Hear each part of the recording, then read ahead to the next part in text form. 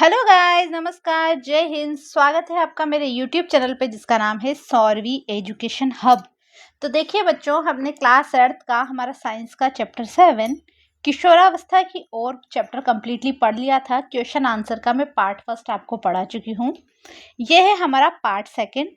तो देखिए बच्चों, आप लोगों को क्या करना है, चैनल को सब्सक्राइब करना है, बेल आइकन पे क्लिक करना है। तो चलिए, ये इस चैप्टर का लास्ट पार्ट रहने वाला है। इसके बाद चैप्टर पूरी तरीके से कंप्लीट हो जाएगा। तो देखिए बच्चों, क्वेश्चन नंबर 6 तक मैं आपको पढ़ा चुकी थी। क्वेश्चन नंबर जो 7 है हमारा, वो है सही विकल्प। इनमें से हमें ऑप्शन, 4 ऑप्शन वाले क्वेश्चन है, ये ऑब्जेक्टिव है। तो हमें इनमें से सही आंसर पे टिक करना है। तो देखिए, पहला है किशोर को सचेत रहना चाहिए कि वह क्या खा रहे हैं, क्योंकि रीजन उचित भोजन से उनके मस्तिष्क का विकास होता है। वैसे ये सही है। दूसरा है शरीर में तीव्र गति से होने वाले वृद्धि के लिए उचित। बिल्कुल, ये भी ज्यादा सही है ना इससे, क्योंकि शरीर में वृद्धि हो रही है। किशोरों को हर समय भूख लगती रहती है, जरूरी नहीं है। किशोर में स्वाद कलिकाएं भली भांति विकसित होती है। वैसे सही है सारे ये, इसके अलावा, थर्ड के अलावा। बट जो सबसे ज्यादा सही है वो क्या है बच्चों? ये सेकंड वाला, शरीर में तीव्र गति से होने वाली वृद्धि के लिए उचित आहार की आवश्यकता होती है। देखिए बच्चों, मैंने सबके आंसर इधर भी लिखे हैं। दूसरा है स्त्रियों में जनन आयु कब, जनन काल का प्रारंभ होता है जब उनके ऋतुस्राव यानी पीरियड्स आने लगते हैं, स्तन विकसित होना प्रारंभ कर देते हैं, भार में वृद्धि होती है या लंबाई में वृद्धि होती है। आंसर है ऋतुस्राव प्रारंभ होता है। तीसरा है निम्न में से कौन सा आहार किशोरों के लिए सर्वोचित है, यानी सबसे ज्यादा उचित है। पहला, चिप्स, नूडल, कोक। सारे चिप्स पैकेट वाले हैं, नूडल ये सब मैदा है, कोक नुकसानी करती है, शुगरी है। रोटी, दाल, सब्जी अच्छा है ये। चावल, नूडल, बर्गर। चावल सही है, नूडल बर्गर गलत है। शाकाहारी टिक्की वो ठीक है, चिप्स लेमन चिप्स गलत है। तो सबसे ज्यादा एक्यूरेट सही कौन सा है बच्चों? रोटी, दाल, सब्जी।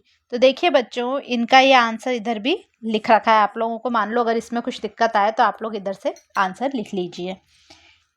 चलो बच्चों, अब क्वेश्चन नंबर 8 पे चलते हैं। टिप्पणी लिखनी है। एडम्स एप्पल क्या होता है? स्वर यंत्र का उभरना। ये जो गले में ऐसा होता है ना, जेंट्स के ज्यादा होता है, क्या होता है, या ऊपर ऐसा मोटा मोटा हो जाता है गले में, स्वर यंत्र उभर जाता है। दूसरा है गौण लैंगिक लक्षण, वे लक्षण जो नर और मादा में अंतर स्पष्ट करते हो। जैसे नर में आवाज भारी होती है, मादा की आवाज पतली होती है। ये सब क्या है? गौण लैंगिक लक्षण। लिंग निर्धारण कौन करता है? पिता यानी पुरुष। एक्स या वाई गुणसूत्र पर निर्भर करता है, पिता के एक्स या वाई गुणसूत्र पर निर्भर करता है। नवा है अब हमारा शब्द पहेली। ये ऐसे है ना, पजल सॉल्व करनी है। न्यूज़पेपर में भी तो आती है ना। ये पता है 8th क्लास का मेरा फेवरेट क्वेश्चन है, हर चैप्टर में है लगभग इस टाइप का क्वेश्चन। शब्द बनाने के लिए संकेत संदेश का प्रयोग करना है। तीसरे पे आते हैं, पहले ये रहा तीसरा, है ना। एड्रिनल ग्रंथि से स्त्रावित हार्मोन, ये रहा एड्रेनलिन। मैंने लिख भी दिया, ये रहा इसका आंसर एड्रेनलिन। आंसर टोटल इधर भी लिख रखे हैं, आप लोग परेशान नहीं हो इसलिए। मेंढक में लार्वा से वयस्क होने वाला परिवर्तन कायांतरण था, ये चौथा। याद ही थे तो का लिख रहा है, तो अब तो अपन को और याद आ गया, कायांतरण। ठीक है बच्चों, चौथा। अंतःस्त्रावी ग्रंथियों द्वारा स्त्रावित पदार्थ हार्मोन पढ़ा था हमने, पांचवा। ये हा लिख रहा है, अब तो अपने आप हार्मोन याद आ गया। किशोरावस्था को कहा जाता है, छठा, यानी ये टीनेज। ठीक है, अब ऊपर से नीचे आएंगे। अंतःस्त्रावी ग्रंथियों का नाम नलिका, ये रहा नलिका, लिख भी दिया मैंने। स्वर पैदा करने वाले अंग, स्वर पैदा करने वाले अंग कौन से होते हैं? स्वर यंत्र। क्या है बच्चों? ये दूसरा स्वर यंत्र। स्त्री हार्मोन कौन सा है? स्त्री हार्मोन एस्ट्रोजन। ऊपर से आएंगे, स्ट्रो दिख रहा है अपन को, एस्ट्रोजन। क्या है बच्चों? एस्ट्रोजन। ये वैसे ये क्वेश्चन एग्जाम में पूछा नहीं जाता, ये आपको रिकॉल, आपने क्या पढ़ा उसकी समझ पे आधारित है। वैसे है ना, इससे आपका रिवीजन बहुत अच्छे से हो गया है, और इससे क्या पजल भी सोल्व होती है। अच्छा है, दिमाग खेल चल सकता है इसमें अपना।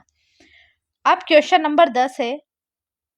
देखो, क्वेश्चन एग्जाम में ये भी नहीं आएगा हमारे पास, बट क्या है, ये हम बुक में दे रखा है तो हमें करना है।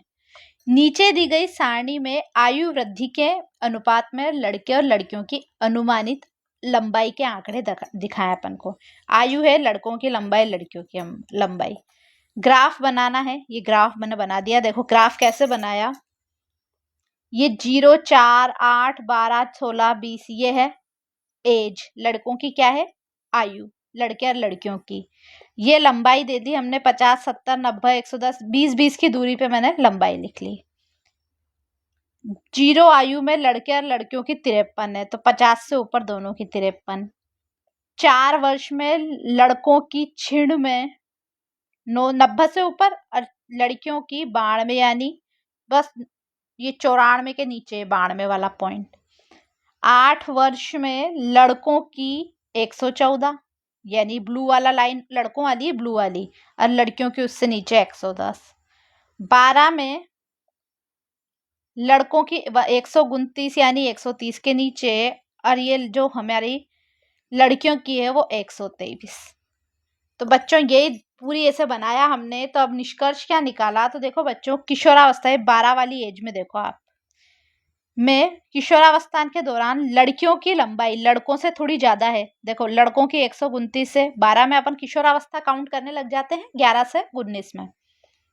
12 में क्या हुआ 129 लड़कों की है, यानी कम है, और लड़कियों की ज्यादा है, क्या है 133।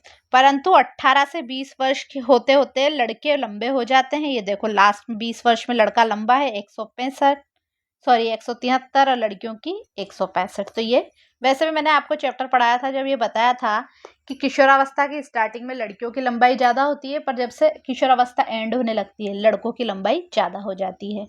ठीक बच्चों, तो ये हमारा चैप्टर हो गया कंप्लीट। इसके बाद हम पढ़ेंगे इसके बाद वाला चैप्टर, तो वो पढ़ेंगे नेक्स्ट वीडियो में। तब तक आप लोगों को क्या करना है, चैनल को लाइक करना है, अपने दोस्तों में शेयर करना है, कमेंट करना है। कमेंट आप थम्स अप का कमेंट कर सकते हैं, एक इमोजी भी भेज दोगे तो आप हमारा मोटिवेशन बढ़ेगा, ठीक है।